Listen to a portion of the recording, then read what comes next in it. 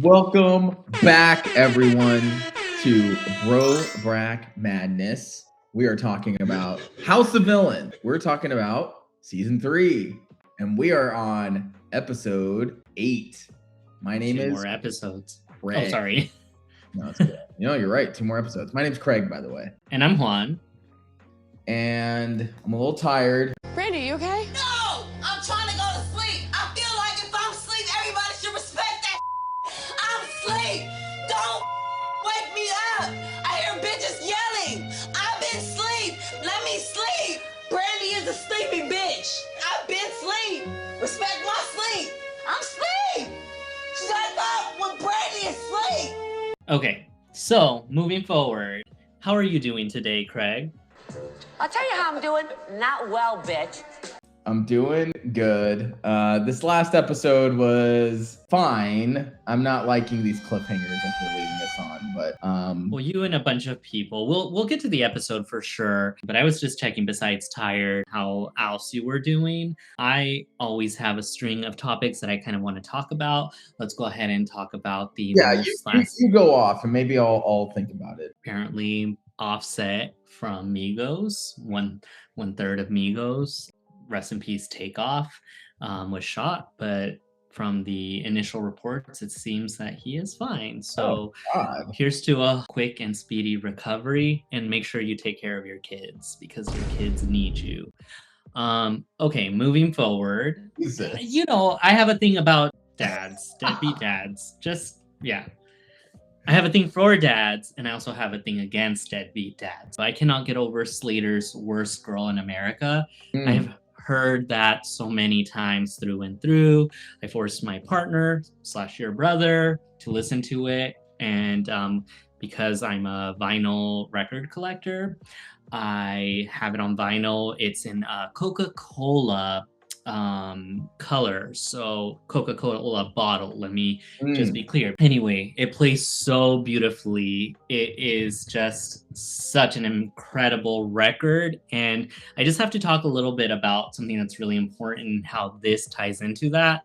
So I've been seeing a lot of interviews with Slater on her journey to promote this album, and one of the things that she continues to talk about is her fascination with Tumblr. Now, I myself was a Tumblr girly in the early 2010s. I was reposting a lot of like GIFs and or GIFs. You know, I don't know. We all like sad stuff. Like, oh my. Yeah, it was a little bit of everything. And I just remembered my handle, and you can look it up because I don't have it anymore. I deactivated it, which makes me really sad. But it was called Herps Happens, like herpes happens.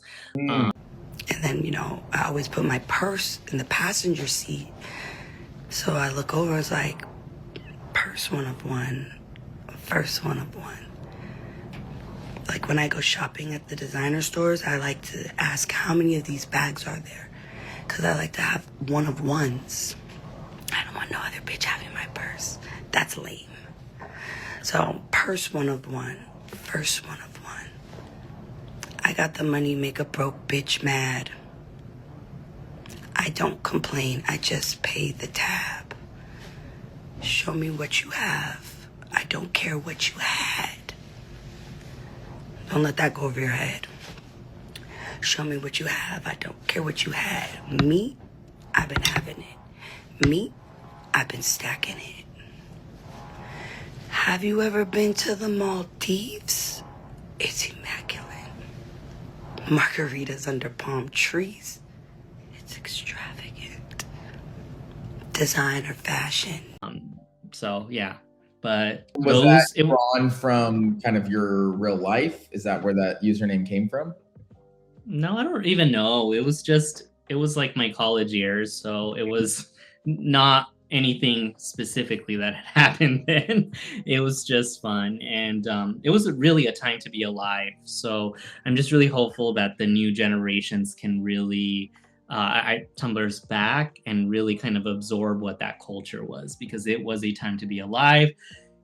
Anybody that was on Tumblr can tell you that some of the biggest careers now were started on Tumblr or were really kind of boosted by fans. So like if you're familiar with, I don't know, the artist Lana Del Rey or Marina Diamandis, also known as Marina by Herself or Marina and the Diamonds or Charlie XCX, all of these were all Tumblr promoted artists among the community. So, you know, they had a long following, and then eventually they ended up having their break in music many years later. So, you know, here's to Slater for bringing back that era and giving us that type of music. If you watch her aesthetics, you understand, like, there's just a connection. It's so hard to explain unless you were there, because like the filters and everything that was used on reposting images were all a certain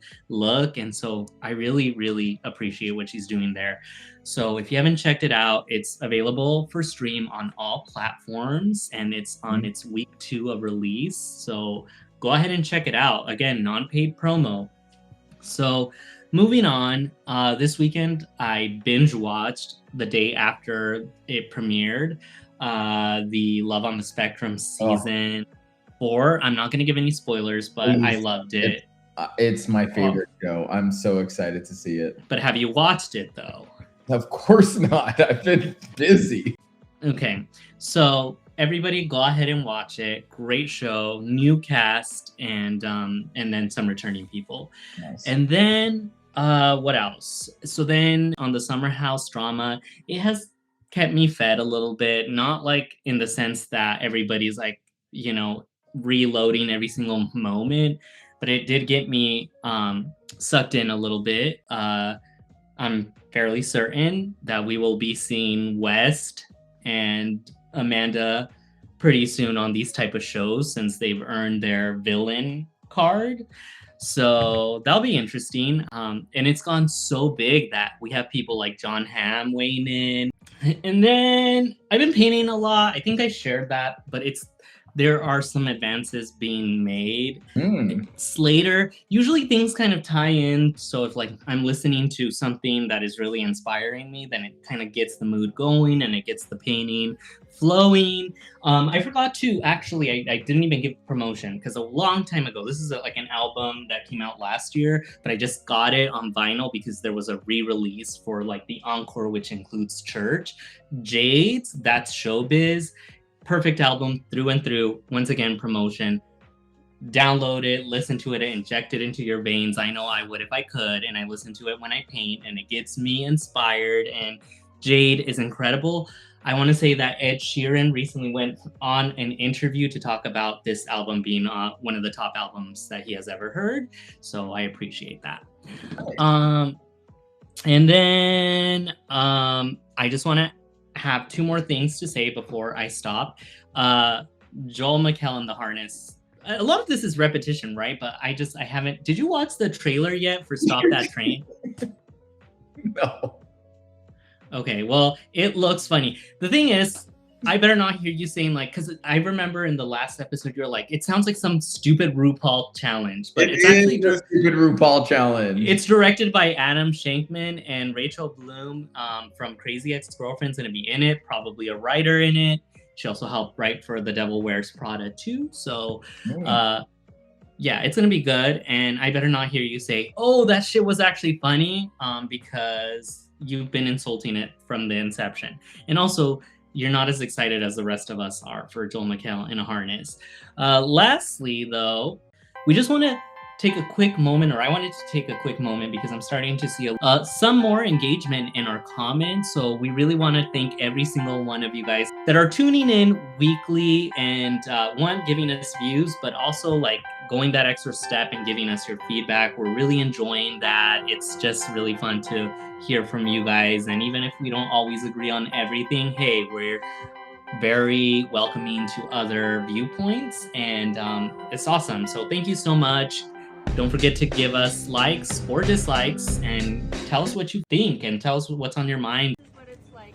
So I'm just trying to go to dinner, and I've asked these people several times to get away from me. Please step to the side. Step to the side. This person I've asked several times to go away. So all of you, I'm asking you kindly to please leave me alone. Thank you. No, I'm not going to sign. Thank you so much. In our comments, we welcome you all with, like Creed said, with arms wide open.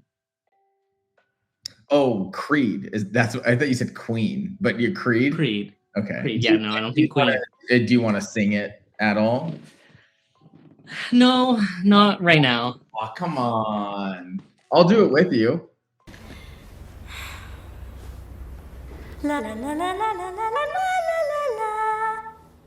la la la la la la la la.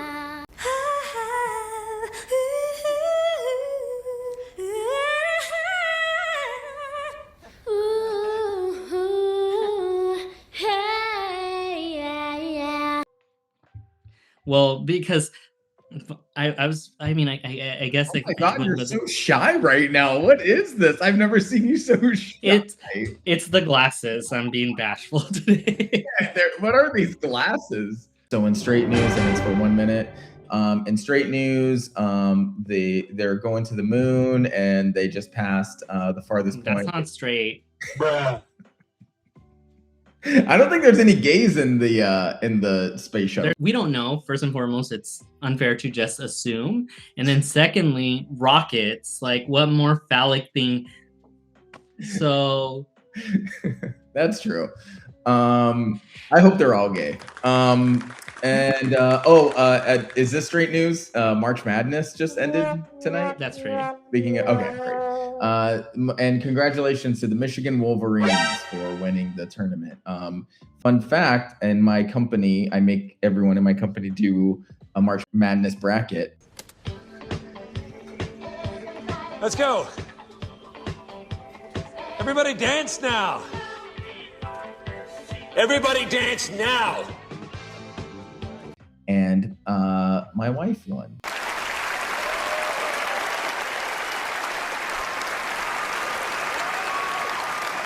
So congratulations to my wife for winning the March Madness bracket. So very proud of her. Amazing work as always. I think we can get back into the episode. I think that was a minute long. I'm a 1 minute man. I think so. At the end of the day. Sure. Congratulations, though, to your wife. She's got a point. She's an icon. She's a legend. And she is the moment. Well deserved. So we begin episode 8 with the cliffhanger. I think you and I both called what was going to happen. Yeah. So if you watched the previous episode, and go ahead and give it views, because the previous video prior to that got more views. No, I'm just kidding. But if you have nothing else to do, then by all means, like, go ahead and watch it. We had kind of guessed it. I feel that Christine was going to be the best choice, as my co-host gave his reasons. And I think we gave for separate reasons, but nevertheless, I think it was like a combination of those that led Kate to choose, along with, and if Christine gets out, as Kate mentions, you know, I don't really feel that bad because I don't really care. So I think that's a really good way of looking at it. But Kate also makes it a really clear point to point out in the moment that, or in her confessionals, that her ultimate goal is to split the two T's, Tyson and Tom. I think there's also a moment where producers ask Kate if why not New York? And Kate said that she actually really likes New York and she doesn't want to like upset her. But as far as New York's thoughts on this, Tom and Tyson are both her alliances, so there's kind of an illusion already really early on in the episode that she feels a little bit salty over Tyson and Tom being up. So when Christine was put up, she did give a speech that was somewhat incoherent, and Joel did make fun of her, and I did really enjoy that. Incoherent as always.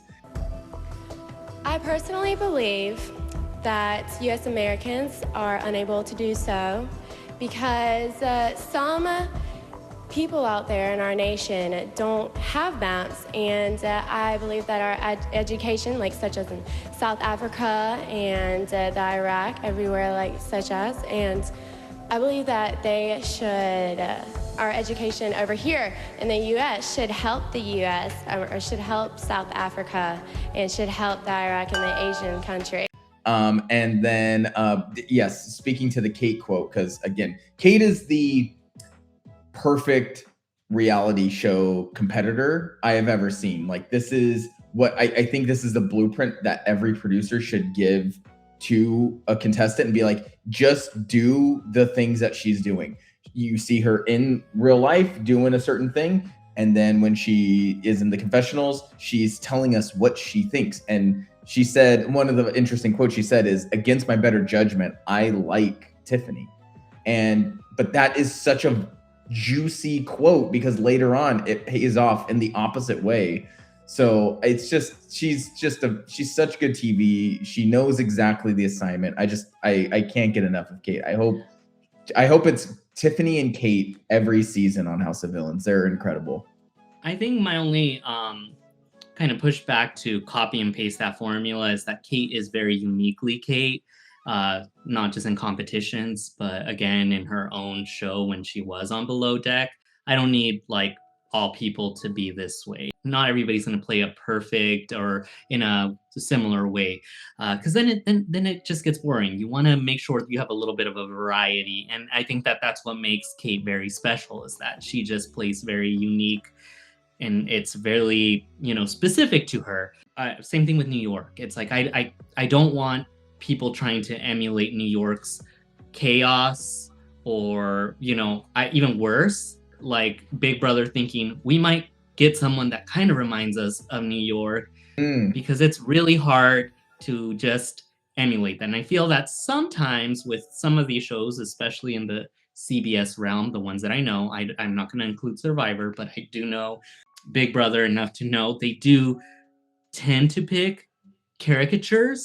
Paul's not one of them, so I'm happy to go ahead and say that he's not one of them. But oftentimes they don't feel like real people. They feel like they're just trying to play what they think people think they should play like. So like if you're an archetype of a farmer, that's your sole personality. There's no complexity. You just have to do the way that you think people think a farmer plays like. Just my 2 cents, you know. I think that, you know, it's fair what you say. I think Kate and New York are amazing, and they should come back in every single season. They provide a lot of entertainment. And when you were talking about farmers on CBS reality shows, you were talking about Chicken George, right? Yeah. Or no, the guy from that last season that turned out to be a really bad casting. I forget what his name was. Where he told this girl, like, you and me, we're meant to be together or whatever. And it was like, she was young and like she was naive, and the guy was, he was really problematic. And I think they ended up dating afterwards, which is the sad part. I think he scared her into dating him. Oh shit.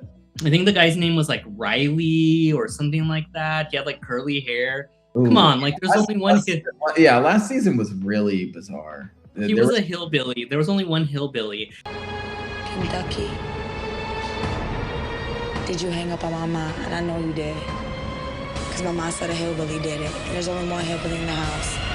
Oh, I know exactly. Okay, yes, I do remember. Yeah. I really think of him as he was a very strange dude. And yeah, the girl that he was with was very pretty. So yeah, she was. But I think he bullied her. Similar ages, though, I think. Oh, yeah. I don't know. He looked really old. That lady could be your mama. You can't do that. No, she's only 5 years older than me. For real? Oh, okay. My bad. I'm sorry. He looked a lot older, but maybe he wasn't. But my whole point being is that he did play a whole archetype. So that being said, though, Tom is doing his bartending duties as he has when he was in Vanderpump Rules. He's fixing up a martini. I'm sure he makes a pretty good drink. I mean, anybody in the comments, if you've ever been to, well, you can't say Tom and Tom because that one is shut down. How about though, Sir? If you've ever been to Sir when Tom Sandoval worked there, did he make good drinks? Because they look good. I'm sure they would have to be good. But that being said, Christine is livid, I think, but it's also kind of hard to say. She basically, in the interview, is asked how she feels about being nominated, and she says, she hits them with the Billy Porter. Fuck her. When people show you who they are, believe them the first time. And all of them. Meaning Kate. And then she also says, but like Jesus Christ, she will rise on the third day. There's a whole lot of just, it's hard to really know where she's going with things. And again, I think I take it back in that I think it was deliberate, but there is something weird, and we will revisit it with her down the line in the episode because it's just odd. The case of Christine needs to be studied. There's this like series on investigative discovery called The Curious Case. If you guys want to take up and you guys are looking for a new topic, please do Christine from Selling Sunset, because she is not the same person on House of Villains. I would agree, and I don't want to get too far ahead, so this will just be a very quick thing. But they did show some clips as they, of her past, and those clips were a completely different person. It not only did they look a little bit different, but the way she was acting, she seemed more on. She was very sharp and witty. And I mean, granted, it was just a few clips or whatever, but that is not the person that is on this season right now. This is a very different person. So, and interestingly enough, the first person to get out of this show was the first person that started clocking it, which is Miss Jackie Christie. So shout out to her. She was the first to say, like, that's not the Christine I know from the TV show. She's still my winner pick, though. She's still my winner pick. Huh? What? Oh. Okay. Christine. Oh, you're gonna stick? I told you could change it. I'll never change. I'm loyal. Okay, well, moving forward, your funeral, right? But God. Paul, huh? Okay, all right. I'm noting that right now. I'm writing that down in big letters. Your funeral? Juan hates Christine Quinn. No, I didn't say I hated her. I'm just saying I gave you the option to change. So when this thing is over, you guys, and he says, like, you screwed me over. You led me to believe she was a different person than she was. I'm going to be like, Craig, I gave you the option to change your winner's pick. I've never changed once in my life. Okay. Never, you guys. On anything? Nothing. Okay, that's a really... Since I was probably 9 years old. I still like Pokemon and Digimon. What else? I like baseball. So yeah, that pretty much sums me up. Hasn't changed since he was 8 years old, you guys. I've changed a lot, especially because people in my yearbook used to write like don't change, and I am a bit of a contrarian, so every summer when a person told me to not change, which I think you wrote on everybody's yearbook, but I definitely showed up like a new person the next time around. So Paul is mentioning that he's a free agent, and I really like this about Paul. You love Paul. Really? What's your favorite kind? Absolutely. You're a Paul fan. I'm enjoying this to see this fandom that you've had.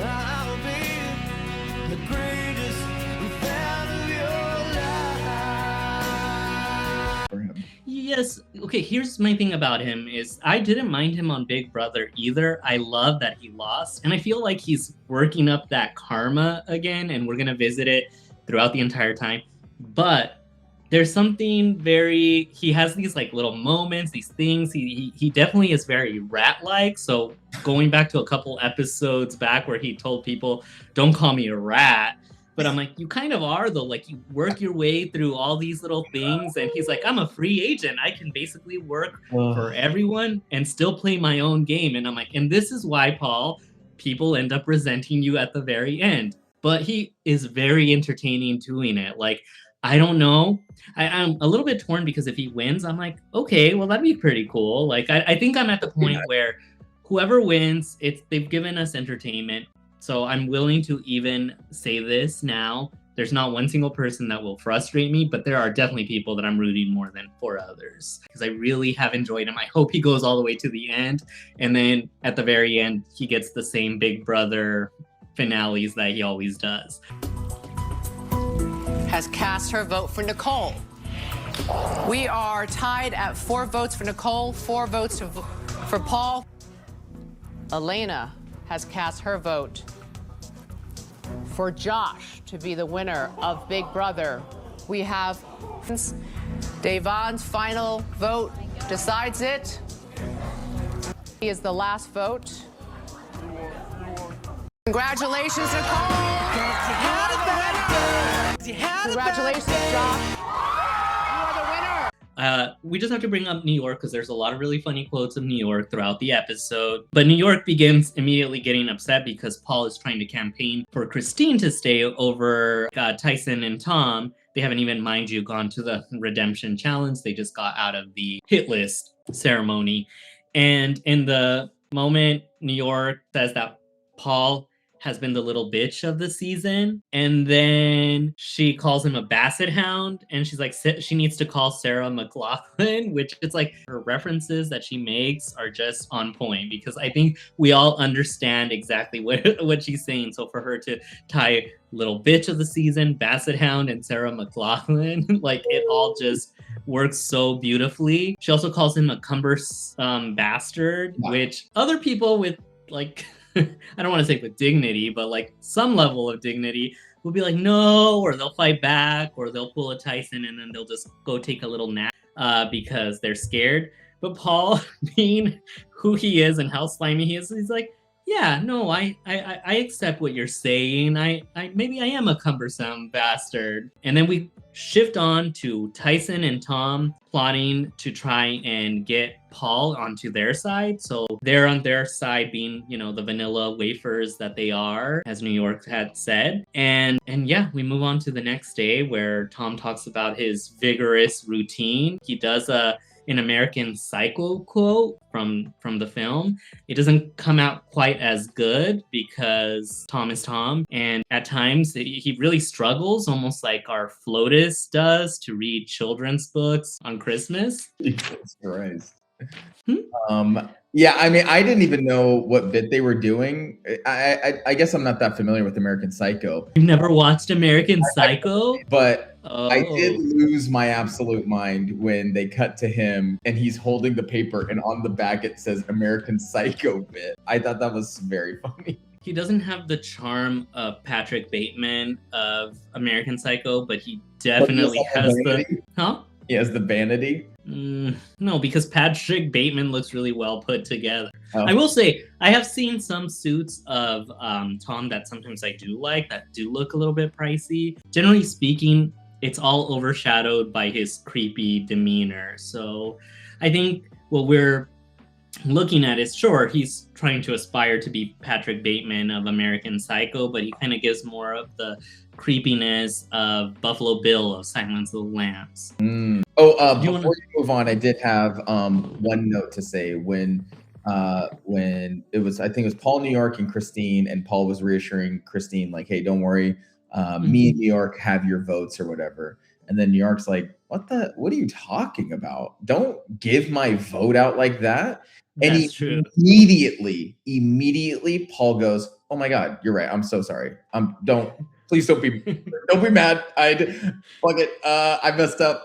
So funny, so good. New York, like that's where the benefit of having that type of personality comes from, is if you fuck me over, I'm going to actually make your life not fun to be. And Paul, which I think Paul did the right thing just from a game point perspective of being like, you're right, I fucked up. I'm sorry. You're exactly right. There's a lot of that this season. Like weirdly, like you would think on a House of Villains season that they would be more like aggressive, but I guess a villain doesn't necessarily have to be aggressive. I do want to talk a little bit before we get to the challenge. There was a moment where Drita and Kate are talking privately because New York, Tyson and Tom are outside talking to Tyson's kid on the phone, and Rachel. Drita's actually clocking all of New York's game of like, I think she's been aligned with Tyson the entire time. And, you know, she knows what she's doing. Like, she calls her out for that, which, I mean, I'm like, again, I'm just so shocked how insightful Drita is in this game. Like, way to go, Drita. Even if she does not end up winning, she has a really good pulse on things. But I just wanted to bring that up because then Kate brings up, do you think there's any chance Tom is the smart one between the three of them? And they're all like, no. So, you know, that's gotta hurt Tom when he sees that.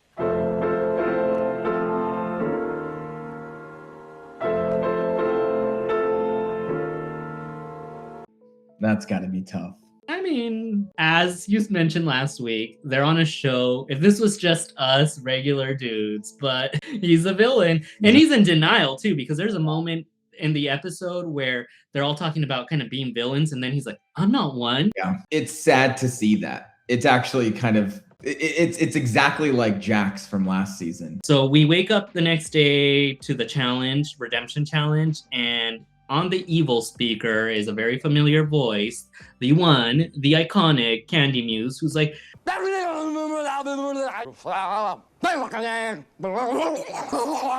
and in fact, I do have a question for you. How many takes do you think it took Candy Muse? Because it was super clear, super concise. I wouldn't have been able to tell that was Candy Muse. Well, maybe it wasn't. We'll visit this later. Maybe it was Josh from Big Brother, because they do sound the same. Oh, that's interesting. Yeah, and until before today, you've never seen them in the same room. Well, I still didn't see them interact. So let's go ahead and put the. Oh wait, did we? No, there wasn't really a huge interaction. Right. So yeah, I mean. All right, we need to we need some sleuths on this. They're in the car, and the only reason why I'm going all the way to the car is because yet again the T levels are brought up. Oh Lord, again, again. Nothing new, nothing changed, same old shit, same old fuck. And then Kate asks New York about her E levels, and then New York responds, "Well, I'm feeling pretty horny." So horny as usual, and I think that's perfect. And I that was going to be my opening question to you today was, Juan, how are your E levels today? I was gonna say I'm feeling pretty horny. As actually that's Craig as of last episode, and then on the other bus or shuttle, Paul and Drita are trying to tell Christine, if there's any kind of way to sabotage Tyson, make sure you do it. And again, here we go. Like, we know Drita has zero loyalty to, or has any desire to play with Tyson, but Paul, to his face, will say one thing and then he'll say a whole nother thing. So that's what you're talking about, Craig. Like, no winnability factor whatsoever. You're pissing everyone off because you're everybody's friend and then yet nobody's friend in the end. Like, I could even see, like, if Drita got to the end and Tyson was in the jury, I could see Tyson giving Drita a jury vote and being like, hey, I knew you were who you were aligned with, and you bested me. Congratulations. You deserve the win. Whereas with Paul, it's like, okay, you weren't my ally and you weren't my enemy. Like, you were just this like weird middle of the road, like snake. You were a snake, but it's great for TV for the show, but you don't deserve it. Really it. Is. I mean, I do like Paul. I'm curious how it'll be, but I'm not seeing a path to victory. I don't either. So the challenge, they all come into a room where there are pipes that are leaking. I know New York once again mentions like, oh, these pipes are older than my pipes. Again, so fully unprompted. But the challenge is called Pipe Down. And there's all these like steel pipes. And then they bring in the villains that are up on the chopping block. Tom, they bring his partner, which is Tom Schwartz. They're introduced by Candy Muse, of course. So Tom Schwartz is introduced as castmate, business partner, other white guy for Tom Sandoval. And then Tyson, it's Gervais Peterson, who is introduced as best friends, tribe mate, and other old guy. Yeah, he was on the first season of Survivor, so very old. But she's an old lady. I mean, look at her. She's old. You can't just take her stuff. She's too old. Richard Hatch's season? Yes. And then we had Christine Davina who's her former co-worker, castmate of Selling Sunset. But anyway, for each of the respective hit list nomination contestants and their partners, they have to use a wrench each and move this ring through the pipe. And if they accidentally touch the pipe will squirt water at the nominated contestant. It was quite a fast challenge, I think, notably because Tyson and Gervais really, you could see their Survivor experience really come into play, and they mopped the floor with the other two nominations. Though I will say that Christine and Davina still somehow did better than both Toms. That was kind of embarrassing, but it was to be expected. There was a lot of talks about tops and bottoms between those Toms. Sure. So if we ever see Schwartz on the show, it's just going to be like Tom 2.0. But yeah, I mean, it was a really good win. Everyone else is pissed that Tyson won. Yeah, Drita openly was like cheering against and jeering against Tyson. And Kate was like, fuck, as soon as he won. Yeah. I will say, as much as, like I said, I have a list of people that I'm rooting more to make it to the end. I did appreciate this because it makes the entertaining aspect even more there, because it's like, well, now it has to either be like one of them is saved, and I'm hoping, we'll talk about the banishment, but now Tom and Christine are on the banishment list, and it keeps things interesting because Tyson's now back. He's still in a really big disadvantage because his alliance could be potentially knocked out if Tom Sandoval is eliminated. We move on to Christine, who is talking about, I'm not going to campaign. And then she's like, but I'm going to try to hear other people out and talk to them to see where they're at.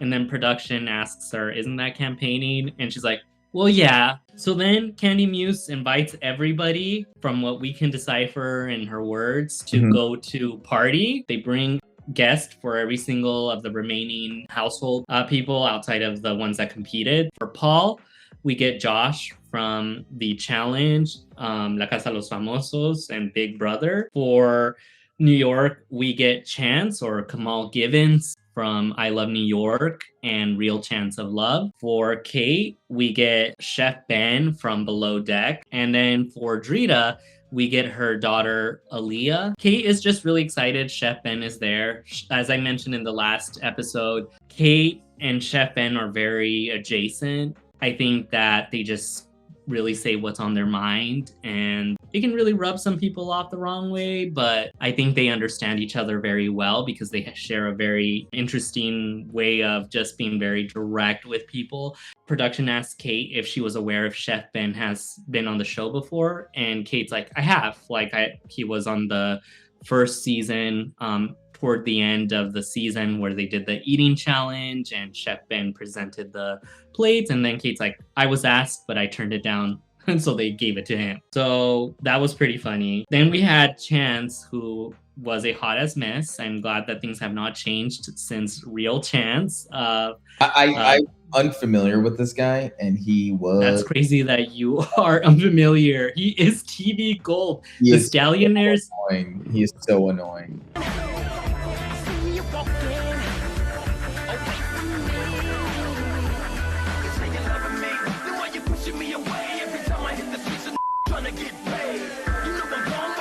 So yeah, he is a bit much. Chance or Kamal Givens, depending on how you know him. How you're seeing him is not really that different. So annoying is a good way to describe him, but he is really that over the top. So if you're thinking like, oh, is he just trying to get a moment? That's just how he has been since his I Love New York days, since his Real Chance of Love. I do appreciate when New York clocked him. You can tell a lot of love has been lost between them for all these many years. She was like that. She was happy to see him, but he definitely looked like the sixth member of the Village People, which he kind of did. This is a good moment to talk a little bit about Christine, because as they're doing the party, she talks about this in her confessional. She's like, I think I'm gonna take off some of the edge off and leave being clueless out at the door and have fun. There's a part of me that continues to think that there is some awareness on her end. I don't know if it's the same way that I thought about it the first time around, but she has lucid moments. And again, with those clips, how much of it is an act versus how much of it is something that she's truly going through post her divorce life, I don't know. But like, I also could see, and I think some of the castmates were talking about it, specifically New York, when she's like, Christine is not the same person on Selling Sunset that she is here, and I could see her winning over the jurors because she didn't make any enemies. Being dumb and oblivious isn't a really bad move, because yeah, you're not making enemies. So I don't know if she's doing it intentional, then we don't know. But so I understand what you're saying, that they should clarify it. But if she is, it is a strategy. And I mean, she's done a really fabulous job of appearing very clueless. Like, she would have to be hands down the best person at acting to do it. But what's your take on that before we move on to next? No, I'm with you. There are glimpses and glimmers every once in a while, but it's gonna be hard, because when do you express that? Like, oh, hey guys, this is all just an act. There's a very famous Boston Rob from Survivor. The person he was sitting next to is this guy named Philip, and Philip was a weirdo, like a very bizarre personality. I remember hearing at the time, or maybe like in a forum or a podcast or whatever, saying like he should say in his final thing, like, this was an act. I was being weird as an act. And I wonder how that would go. If she would say, hey guys, I'm actually really smart, I was just being ditzy as a strategy. I don't know how that would go over. I think people need time to like digest that and kind of think about it or something. But I don't know. But she isn't pissing anybody off.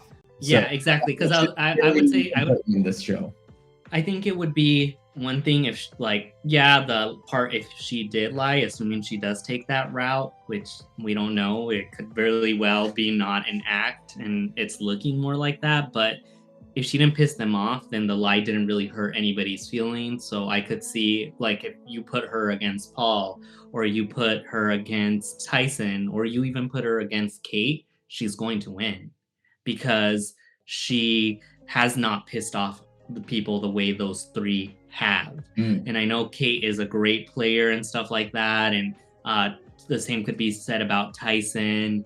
I don't know about Tom, but the whole point is they pissed off enough people in the group that, maybe in other shows there's an honor code of like, well played, but I could really see the resentment go toward any of those, especially from each other. So like, if Kate goes to the end, maybe Tyson will play the honor code, maybe he won't, though, because it really seems that they have butted too much, that at this point it's like, who knows? That's the only thing, that the downside of when you make moves and they're very clear, then you kind of do make some clear enemies at the end in the jurors. So I'm looking to see what kind of a juror Tyson would be if he made it to the end. So in Tocantins, he voted with that. It was a unanimous win, and it probably should have went to him. Let me see, heroes versus villains. I'll look that up the next time you're talking real quick. But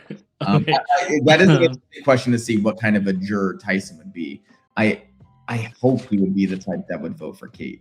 But I'll look that up right now. I don't know. I feel there's too much beef. Socks off. I see that as you want to fight. I'm good. You taking your socks off. No, it's nothing. But you taking them off, though. Nothing. You trying to get a good grip on this bread. But you trying to get a good grip. It's you nothing. Trying to get a grip. What's good? It's nothing. What's good? You tell me stuff. I'm telling you, I want to fight. Okay. I'm telling you, I want to fight you. I want to fight you. I could kiss you right now if I want to. I'm so close to your face. But I don't personally know his gameplay. I think Kate is a very real to her feelings person, and like in Traders it was seen as a bad sport, but like she's just gonna do what she's gonna do. Going back here, I do appreciate there's a moment where Paul is sitting down with Josh and he's like, and if I make it to the top 3, I'm going to win, which is a really big statement from Paul. Delusion. Convince yourself. And then Josh is like, and I'm sorry, I wish I could do a better impression of Josh, but I can't. But he's like, my brother, you're playing with some strong ass females, which is actually a very fair point, because I think Paul needs to reconsider his strategy. Josh is actually the one that's telling him like, hey, you maybe want to take these guys as shields to have a better chance of winning. So this is where earlier on when you had said like Josh is not notable for playing, I'm like, I think Josh is I think his forte is social games. He understands them very well. He's still in La Casa de los Famosos. He's a hot ass mess on that. I do appreciate that Josh is looking out for his boy Paul there and kind of helping him like, hey, reconsider this. Now, I don't agree with it because I'm on team strong ass females all the way. Like, I would rather a female win this at the very end than not. But like I said, I already made my position clear. No matter who wins, we all got a really good season. So I'm not mad about that. I think that the advice Josh gave him was perfect. It's exactly what Paul needed to hear.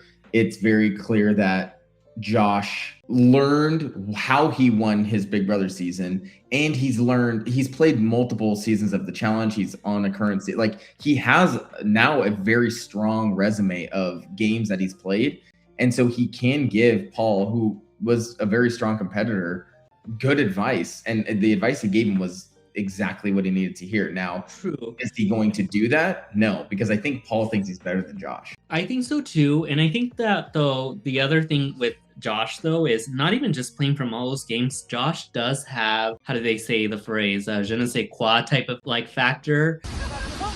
Bonjour, mademoiselle. Je proclame le soleil. Je veux me venger. Merci beaucoup. Je hurle. Oui, oui, baguette. Bisous. Where he does build really good relationships. If you go onto his Instagram for La Casa de los Famosos and someone's running the account for him, he has everyone from Big Brother like rooting for him. He has people from the challenge rooting for him. He has people from, I think he did a show for like a minute called Excursion. He has people from that rooting for him. So it's like he knows how to build and not break relationships, which I think again really just speaks, and maybe it is playing all these different games, he's networked, but I think that was his strength even since Big Brother. People do like him for what maybe he is like eccentric, but unlike Paul, he reads sincere, I guess. And then with Paul, you're exactly right. And I don't think Josh will ever win a season of the challenge, only because the challenge, last fucking challenge, isn't, hey, who do you think should win, and everyone votes. If it was, Josh would probably win a lot of the challenges. Yeah. But the challenge is always fucking run up a mountain after running a marathon. Like Josh is never it's tough. winning. He's gone very fit though. If there was an all-star season of Big Brother, I think Josh has a really good shot. Or Traitors. I think he will be perfect on that show. I mean, he's gonna give us drama because Josh is dramatic. I was gonna say, the girl is dramatic. And but Big Brother All Stars or Traitors, I think he just, anything that has social, he has a really good way of connecting with people. And I think that's where Paul needs to adjust a little bit to get him that win. But as a viewer, Paul was listening, and it did not seem like he agreed at all. Like Josh was giving him good advice, and Paul was like, I don't know. Like it didn't seem like he was listening, and that's really frustrating because Josh is a winner. He beat you. Like you should listen to him. You got to be likable. And right now, I think the way New York treats Paul is just kind of how everyone sees Paul. She just is the only one bold enough to really say it out openly. I mean, I think New York does not like Paul at all.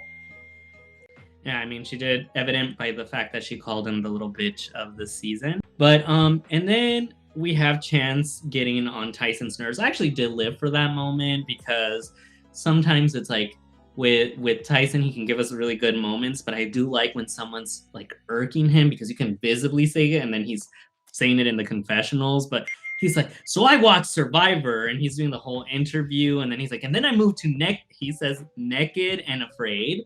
So I just have it the way that he, and you could just tell that Tyson was really irritated. And I think that when he gets irritated and it shows and there's some kind of like emotion there, then I appreciate that, because it's like, okay, you're not just thinking out game. Now you're like, you tell us how you really feel, Tyson, about it. So I do think that as annoying as Chance is, we really do need him on, I don't know if House of Villains, but on some other show, because he has a way of irritating people. But like, it's like Beyonce says, like, you're that bitch when you cause all this conversation. So you remember him, maybe not for the best things, but you remember him. And so he left an impression, even if it's not a good one. He then gets up to invite himself. There was like a group of people, I think it was Sandoval talking to New York, and Chance just decides to pop up. It was very reminiscent of MJ trying to invite herself in The Traitors, where she's like, oh, can I be a part of this conversation? And Chance is like, oh, you guys are having a serious conversation. Now, mind you, he still stayed there and stuck around to listen to everything that was being talked about. And what was being talked about was New York was trying to campaign for Tom Sandoval to stay. In her words, she was protecting these white men. So she's like, you might as well call me Pocahontas. Yeah, very funny. I have that written too. Kate is talking to Chef Ben. They're just chatting. There's a lot of just catching up. I do want to mention that even Kate has fed into the online realm of rumors that Chef Ben might be the father of her child, because there's a moment in the confessional where it's like, Chef Ben's here and I'm here, then who's taking care of the baby? So I do love how unserious she's about it, but we also still don't know who the baby's father is. And there's photos of the baby, and there's a photo of Ben as a baby, and they kind of do look alike. Babies look the same. That's ridiculous. No. Tyson's like, if this goes, Tyson's thinking a couple steps ahead. It's a survivor brain that's basically saying, like, hey, this might go into a tie, and if it does, we need to try to see if we can sway Kate. I love that he thinks that's a possibility, but I think he just doesn't know how to read. When a person doesn't like you, they'll look past a game and they're not going to want to work with you. On top of it, it seems like the dislike is like really, really equally distributed between him and Tom. So yeah, I love the effort. I just don't know if it's if it was going to be ever something that was going to be convincing. But who knows? Maybe the show has a way of throwing curveballs. So maybe. The other thing before we go into the banishment ceremony is there's a moment, or unless you have something else to add, but where New York goes and campaigns for Tom, and Kate's like, well, yeah, it's sad. Nobody else wants to go home. I do appreciate Kate's matching New York's energy, because New York is doing her best to save her, as she said, protect her white men. But it's to no avail because, Kate's not falling for it. So she's like, oh, well, maybe you should offer your spot for him to return if you really want him to return, which is the best way to deal with a person that's like really trying to pull on your like emotional strings. And yeah, it's like, okay, well, then maybe give your spot. And that sets off New York. Like, she just isn't here for it. This is the rupture between Lucy and Ethel. We don't even know what the fallout looks like at this point, but it is a pretty big blow up. And it made me reconsider or think like, oh, I shouldn't have put Christine. I should have put New York. Yeah. Which, I'm glad that production's like, do you regret it? And she's like, yeah, because now I'm stupid for not doing this. But I don't think she's stupid. I think cooler heads will prevail. Yeah. I mean, I think like at the end of the day, you're going to piss people off in it. Like, being the supervillain really sucks. You're constantly making enemies. So they've had these little, tips before where they kind of like mess with each other a little bit, but then I think they always come back together. So I imagine that's what's going to continue to happen. Maybe post-show, I feel like for the show, though, the duration, since it's almost over, I do think they will be working against each other. Mm-hmm. So may the best villain win. And, one more thing. I have to mention, Drita talks about her, and this kind of gives, so this is actually a compliment to Craig. So you had mentioned a couple episodes ago about, and I'm not changing my person, Kate, as my winning pick, but Drita talks to her daughter, Aaliyah, about like, I can't fake any of the decisions that I've made. I stand by everything. She talks about her identity being, that before her sole identity was her husband, Lee. Well, they're in the middle of, or I think they divorced. There must be some settlement. But back in Mob Wives, Drita's whole personality was Lee said this, Lee said that, Lee doesn't let me. Lee was running her life while he was in prison. It was always Lee. So she talks about that independence and having that identity outside of being the person who she's with. And as I'm watching it, I'm like, this feels like a winner's edit. This feels very reminiscent of Tanisha kind of talking a little bit about her desire of winning the show beyond just the show. So I have to say, you kind of called it very early on. I know you said, though, to use your words earlier, that you're going with Christine. And I'm not changing Kate. I'm sticking with Kate. I will follow. I'll be a man of integrity for once. And keep Kate. But if I'm reading between the lines, it's definitely giving winner edit. But maybe sure. Juan, you're taking the words right out of my notes. That was exactly the same thing. We're not getting these types of. Wait, Craig, are we finishing each other's sandwiches? Kinda. Yeah. No. I. And maybe it's because she was the only one that actually had like a relative, like a family member actually come. Like, I wonder if we would have got the same thing from Tyson, if his wife came or something, or if his kids were there. But yeah, this was very much winner's edit. Like, or she loses. But I mean, if I'm buying stock in a player, I'm buying Drita stock big time, and I have been. Get your Drita stock. Get your Drita stock. Well, it's hot. Okay, so then the other thing that I wanted to bring up, and this is because it's really important to me and my core.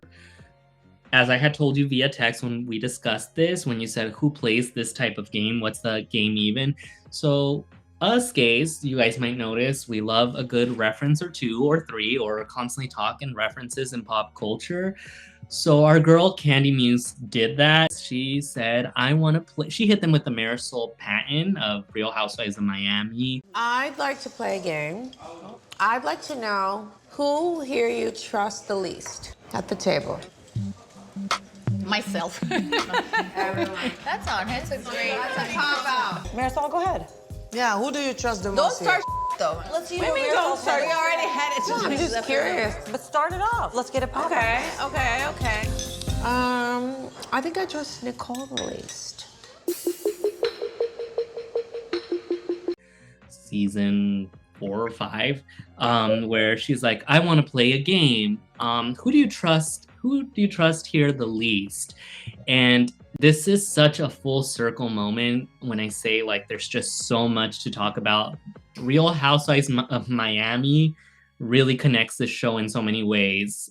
So how dare you, Bravo? And this is a moment. Actually, let me go ahead and turn around and take a moment to address Mr. Andrew Cohen. How dare you put the Real Housewives of Miami on pause and still keep the Real Housewives of Beverly Hills when the Real Housewives of Miami have given us moments like that? That line that you heard, Craig, from Miss Candy Muse, and Miss Candy Muse wouldn't be one to deny it. In fact, in her Instagram, a lot of people are saying Miss Marisol Patton would be very proud. This comes from a moment in Real Housewives where they're trying to play a game, and the game is who do you trust the least? But it's really just so it is. And it's so Marisol can air out how little she trusts Dr. Nicole. And why I say it's such a full circle moment. Okay, season 2, Larsa Pippen, who's on the Real Housewives of Miami. Season 3, Kate Chastain, who is besties with Marisol Patton, who said the quote. Wow. So Kate and Marisol are really, really close. They live in Miami. Moving forward, because Larsa Pippen does come up later. Actually, Craig, no. Now let's talk about that. Who in our inner circle do you trust the least? No, I'm just kidding. I do want to say that there was a moment where Christine that asked Candy, was Larsa Pippen really a bitchy person? And Candy Muse said, "Oh yeah, absolutely. Like, she's a really nasty bitch. Still is." This is a constant on Larsa Pippen because that's what I'm telling you. That Real Housewives cast of Miami. But anyway, I just wanted to mention that because Larsa was on second season, and then the other thing was Tom Schwartz had a really good moment where Tom goes and tries to talk to Kate and campaign for himself. And then Kate mentions how Tyson hid the letter underneath the couch. And the entire time, Tom Schwartz is sitting there and he's like, wait, is this literal or is it a metaphor? Like, what did you think about that? That was pretty funny. Yeah. And do you see how he's just like an extension of Tom Sandoval? Like at some point, At some point, they're like the human centipede. It's hard to tell where one begins and one ends. They're the same person. Anyway, so then I guess the only last part before the stronghold, and I've said this literally about everything I bring up, but is when Tyson and Rita are talking, and Tyson's like I'm nice to you in the mornings and all that, and Rita's like, yeah, but like we don't talk game, and you've known that very clear from the beginning. And I think once again that's a really perfect moment because I don't know Tyson, but I think it's like what you said really early on in our recording of these episodes, which is like she makes it very clear where she stands. And I could see someone that is like a true gamer that probably has an honor code that some of the others might not have. It like saying like, okay, but she was always very clear with me from the beginning. And if she worked her way to the very end, then maybe she deserves it. But I'm wondering if like that's another reason why they showed that scene, because you know they're kind of showing them, they hardly interact, so it is weird to see them this late in the game kind of talking about it, because I think the assumption was when she's able to talk about Tyson, it's always like just campaigning against him, and so she's been like, I've been wanting him out since the beginning. Yeah, my only question is, there was a quote that New York said that I'm gonna need you to help me understand what it means. Her and Kate were fighting, and she said, "Get fucked with a long, sick dick." What is that?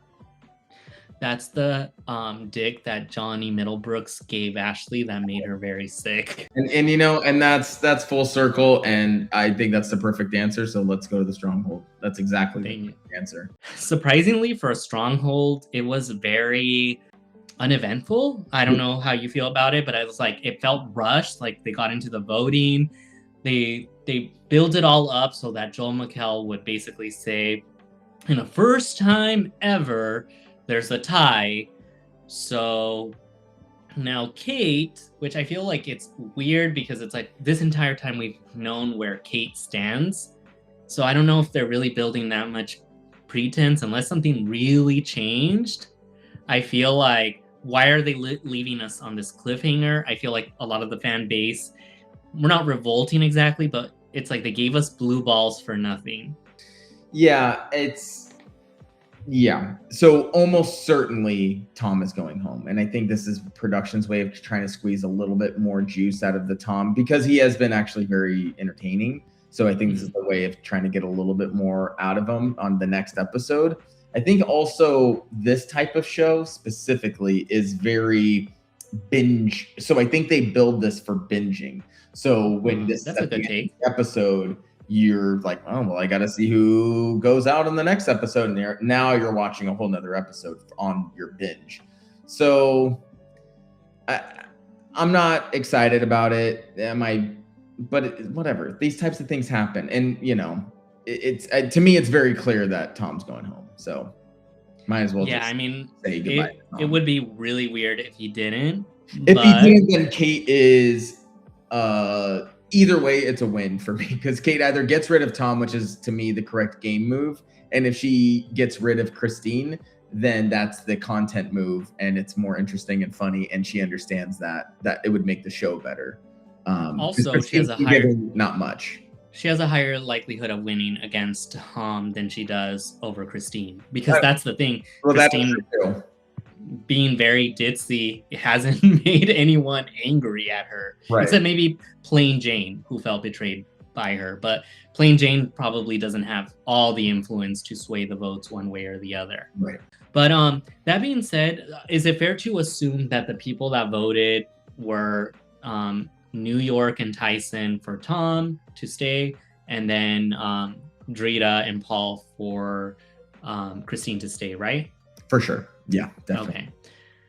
All right. Well, we are coming to the end of this. We always like to kind of just debrief the final pieces of it. So there are 2 more episodes.